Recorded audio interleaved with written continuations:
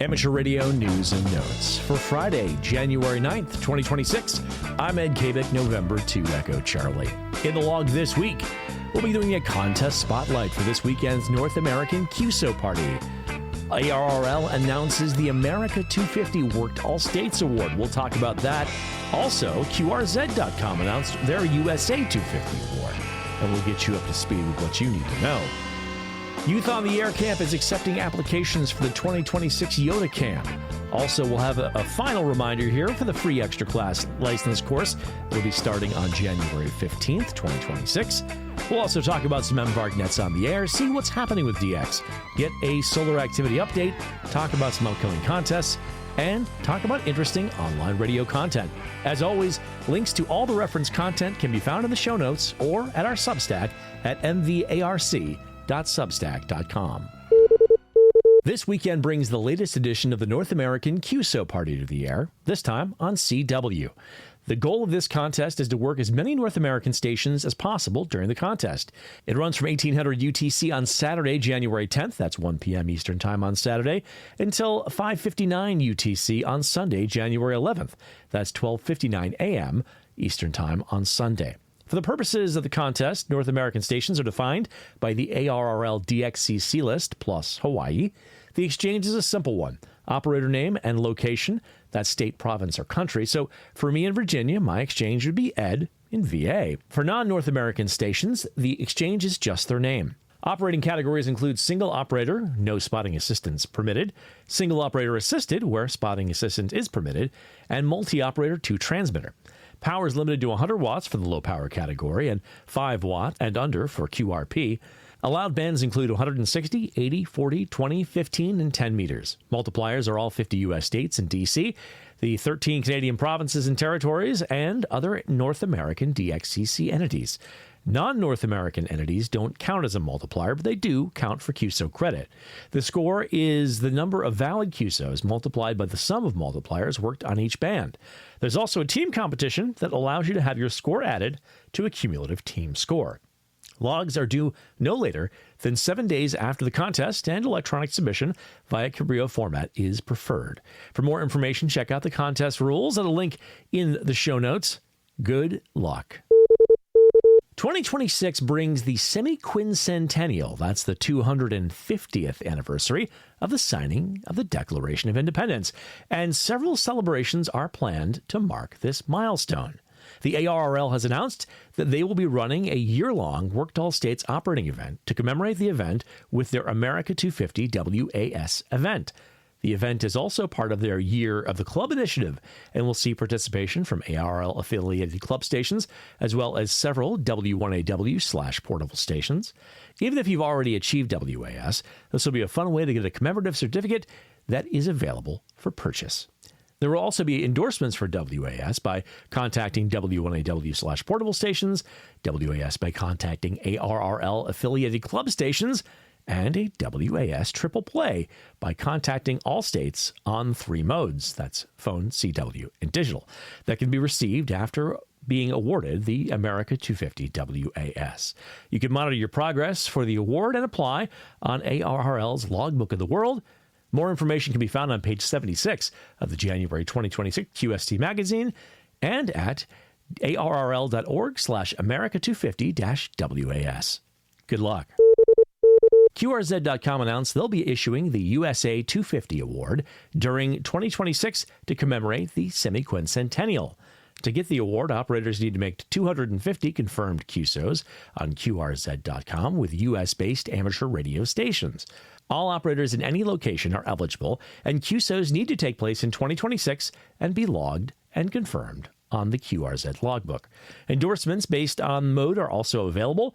The application for the award are free, and this is another fun way to celebrate the United States 250th anniversary. More information about the event can be found at a link in the show notes. Good luck. Youth on the Air, or YOTA Camp, is accepting applications for their session this summer, June 14th to 19th, 2026, in Huntsville, Alabama. YOTA Camp is for licensed amateur radio operators between the ages of 15 and 25 years old. This year, the theme of the camp will be space. The application process is free, and the process continues until May 1st. But for best chance at being selected, they recommend completing applications by January 15th, 2026 at 23:59 UTC. If accepted, a $100 deposit is required, although scholarships and waivers are available to those in need. Up to 50 campers will be accepted this year, with priority being given to first-time attendees. For more information, check out the YOTA webpage at youthontheair.org/Huntsville 2026 and apply at youthontheair.org/camp-apply. And for one last time, we're going to remind you about a free extra class course being offered online starting on January 15th, 2026. Roll Anders K3RA in the National Electronics Museum will be starting an 11-week online course to help operators study for the amateur extra class license. Classes will be held on Zoom on Thursdays at 6:30 p.m. Eastern Time from January 15th, 2026 until March 26, 2026. Attendees should hold or be studying for the general class license. If you've been considering upgrading your license and learning a lot more about the hobby, these free classes are a fantastic opportunity. To sign up, contact Roll at roland.anders@comcast.net. And now let's talk about some MVARC Nets on the air. Our 2-meter FM net is Tuesdays at 7 p.m. on the repeater. That is immediately followed by the 2-meter digital net on Yaesu System Fusion C4 FM. And then on the weekends, we've got the MVARC Slow Speed CW Roundtable on Saturdays and Sundays at 7:30 a.m. on 3.565 megahertz CW. And that is followed by the MVARC Cherry Tree Net on Saturday and Sunday at 8:30 a.m. Eastern Time on 3.920 megahertz lower sideband, where we always have a great conversation, and you're always welcome to join us. Now let's take a look at what is happening with DX. There will be a lot of DX on the air this week, and stations on the air include Palau, Burkina Faso, the Lakshadweep Islands, Cambodia, Aruba, Gambia, Roatan Island, South Sudan, Greenland, Solomon Islands, Colombia, and Antarctica. A calendar of the expeditions can be found at dxnews.com/calendar. And now it's time for a solar activity update. As we go to press, the Solar Flux Index, or SFI, was 140, and the estimated sunspot number was 95, with 6 numbered sunspot regions visible from Earth. Over the last week, the SFI has decreased. Solar activity has been at low levels in the last 24 hours. The geomagnetic field has been at quiet to active levels, and the KP index reached 4 yesterday. The solar wind peaked at 442 kilometers a second. Solar activity is predicted to be at low levels with a chance of M-class flare today through Sunday. The geomagnetic field is forecast to be at quiet to minor storm levels today and at quiet to active levels on Saturday and quiet to unsettled levels on Sunday. The chance of solar radiation storms at the S1 or greater levels at 10% today through Sunday. R1 to R2 radio blackouts are possible in the near term with a predicted probability of 45% today through Sunday. R3 or greater blackouts are unlikely with a 10% chance predicted today through Sunday. There's a chance of 6-meter propagation, so keep an eye on the band and the spotting clusters to be ready for the next time the magic band does its thing. It remains a fantastic time for amateurs to get on the air and work the world. Good sources of real-time solar information include spaceweatherlive.com and solarham.com. A good overview of conditions can be found at dx.qsl.net/propagation. To see D-layer absorption data and associated radio blackouts, check out the NOAA DRAP page. And to see maximum usable frequency, MUF, and critical frequency, or FOF2 information from Radio Son data, visit prompt.kc2g.com. And now let's take a look at some upcoming contests. This weekend brings the YBDX contest, the Old New Year contest, the SKCC Weekend Sprintathon, the UBA PSK 63 Prefix contest, the North American QSO Party on CW we spotlighted earlier, the NRAU Baltic contests on the single sideband and CW, the DARC 10-meter contest, the RSGB AFS contest on Data, and the 4 States QRP Second Sunday Sprint. As always, the K1 USN SSTs, the MSTs, and the CWTs will also be on the air. The full contest calendar with events and exchanges can be found at contestcalendar.com. And finally, let's wrap things up with some interesting online radio content. As always, links to everything we're talking about here are in the show notes and at mvarc.substack.com. Jason KM4ACK talks about problems with APRS with the new Retevis Alliance HA2. Ed W4EMB talks about choosing a portable radio on the second edition of his new podcast. Michael KB9VBR finds a budget headset that he likes for POTA activations. Matt M0DQW takes a look at the Alliance HA2 HT. Craig KM6LYW puts a webcam on the air via WinLink. Jason KM4ACK upgrades the USB jack on his ICOM 705. Steve KM9G talks about the Xiegu G90 firmware upgrade that breaks FT8 and how to fix it. Linus Lima Yankee 2 Hotel uses the FX4CR to activate a park on 20 watts.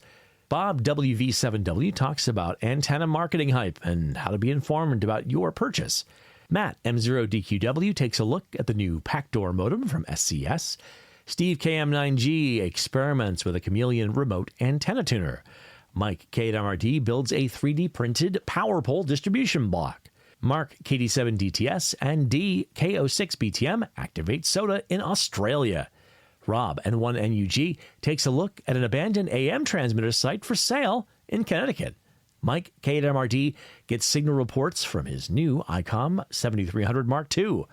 George VK2 AOE has a challenging POTA activation at a nude beach in Australia.